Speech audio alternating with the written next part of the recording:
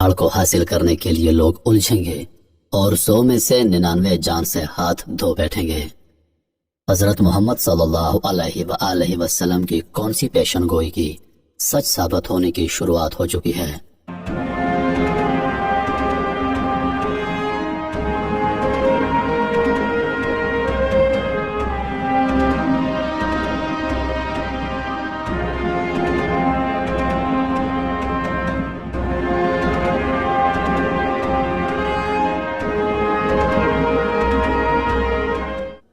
دھرامدیت کوہ ارارات کی برف پوش چوٹیوں سے یہ دریا نکلتا ہے۔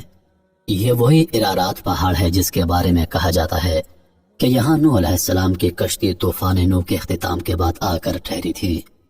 یہ پہاڑ اس سلسلہ ہائیکو میں واقع ہے جسے آرمینائی پہاڑی سلسلہ کہتے ہیں۔ اس سلسلے کی سب سے بلند چوٹی ارارات 16,854 فٹ بلند ہے۔ یہاں سے نکلنے والے دریا کا نام فرات ہے۔ اس دریا کے کناروں پر ایک بہت بڑی تہذیب آباد تھی جسے بابل کی تہذیب کہتے ہیں۔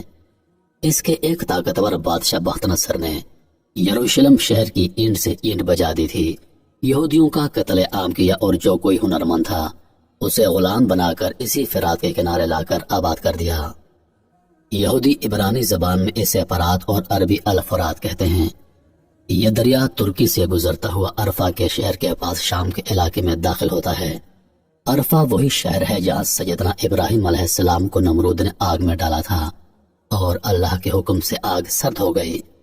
آج بھی بلند پہاڑی پر وہ ستون ہیں جن سے باندھ کر ابراہیم علیہ السلام کو منجنیق نما بڑی غلیل سے نیچے جلائی گئی بلندیوں کو چھتی ہوئی آگ میں اچھالا گیا تھا۔ آج اس آگ والی جگہ ایک خوبصورت تالاب ہے جس میں رنگ برنگی مچھلیاں تیر رہی ہیں۔ جرابلس کے شہر کے پاس سے گزرتا ہوا یہ دریا اس بڑے صحرا نما میدان میں داخل ہوتا ہے جہاں آماک اور دابا کے مقامات ہیں۔ یہ وہی مقامات اور صحرا ہے جہاں رسول اکرم صلی اللہ علیہ وآلہ وسلم نے اس بڑی جنگ کی پیشن گوئی کی ہے جس میں اہل روم یعنی یورپ 80 جھنڈوں تلے اکٹھا ہوں گے اور ہر جھنڈے تلے 12,000 سپاہی ہوں گے، یعنی 9,80,000 سپاہی۔ اتنی بڑی تعداد بیک وقت ایک محاذ پر کسی جنگ میں آج تک استعمال نہیں ہوئی۔ عراق میں یہ دریائے الانبار کے علاقے سے داخل ہوتا ہے۔ اس علاقے کے بارے میں شیعہ عقیدہ یہ ہے کہ یہاں وہ غار سرمن رائے واقع ہے جہاں امام حسن عسکری کے بیٹے روپوش ہو گئے، یعنی غار میں چھپ گئے۔ انہیں عمر خضر عطا کی گئی ہے اور وہ آخری زمانے میں ظہور کریں گے۔ اسی دریا کے کنارے کربلا کا میدان ہے جہاں نواسۂ رسول سیدنا امام حسین کی المناک شہادت ہوئی۔ کرب و جوار میں حضرت علی رضی اللہ عنہ کا نجف ہے۔ یہ دریا اپنے ہمراہ ذرا فاصلے پر بہنے والے دریائے دجلہ کے ساتھ ساتھ بہتا ہوا آپس میں مل کر شط العرب کے مقام پر خلیج فارس میں ڈوب جاتا ہے۔ سیدنا ابراہیم علیہ السلام سے لے کر آج تک یہ دریا لاتعداد اہم واقعات کا شاہد ہے۔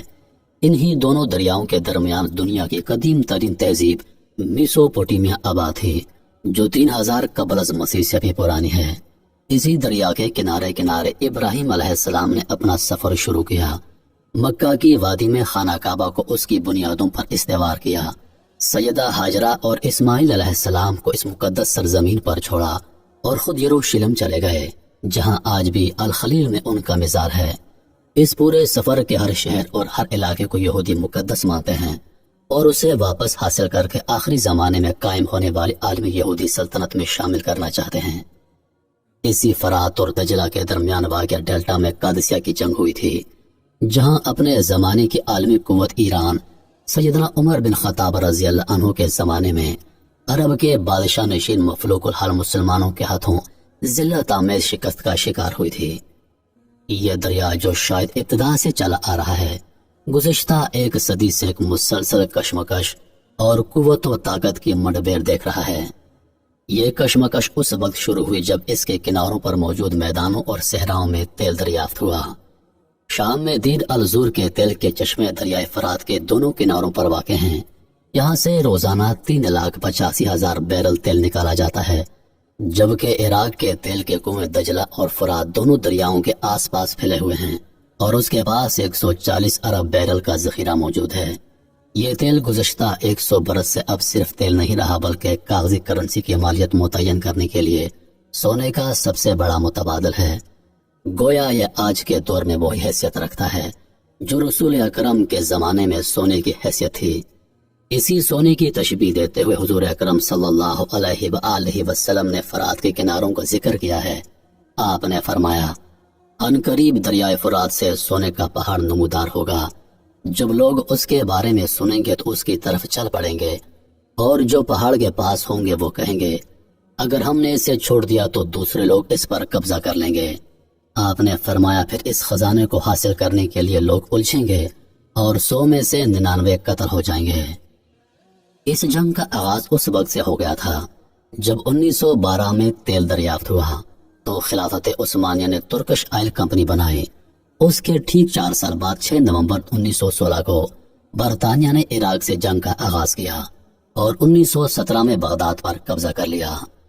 حجاز میں انگریزوں کا ساتھ دینے والی شریف مکہ حسین بن علی کے بیٹے فیصل کو فرات اور دجلہ کی سرزمین کا سربراہ بنا دیا گیا۔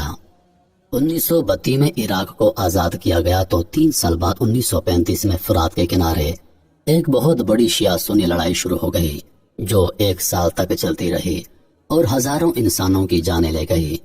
دوسری جنگ عظیم شروع ہوئی تو ایک عرب قوم پرست رشید علی عقیلائی نے جرمنی کی مدد سے بغاوت کر دی اور عراق پر قبضہ کر لیا۔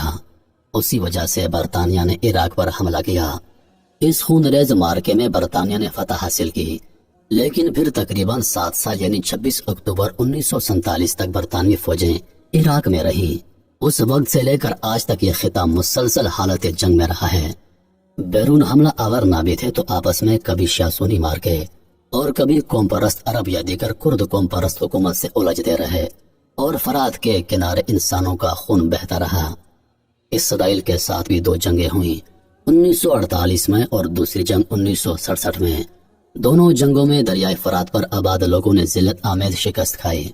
1980 سے 1988 تک چلنے والی ایران عراق جنگ 10 لاکھ انسانوں کا نذرانہ لے گئی۔ تو میرے محترم عزیز دوستو، یہ تھی حضور اقدس صلی اللہ علیہ وآلہ وسلم کی پیشن گوئی، جس میں آپ نے فرمایا تھا کہ سونے کے اس پہاڑ کو حاصل کرنے کے لیے لوگ الجھیں گے اور 100 میں سے 99 جان سے ہاتھ دھو بیٹھیں گے۔ یقیناً جو آپ کے سامنے بیان ہو چکا ہے یہ اسی پیشن گوئی کی طرف اشارہ ہے۔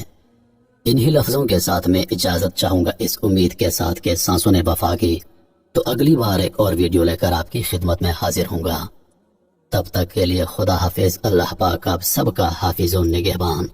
ہنستے رہیے اور ہمیشہ مسکراتے رہیے۔